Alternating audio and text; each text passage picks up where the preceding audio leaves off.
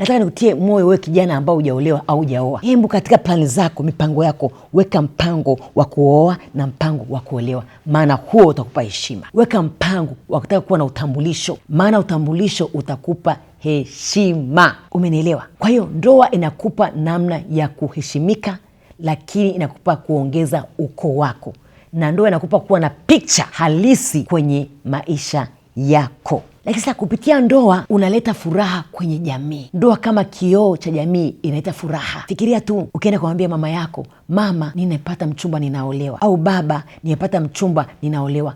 Kunakuwa na furaha kwenye familia, kunakuwa na furaha kwa wazazi.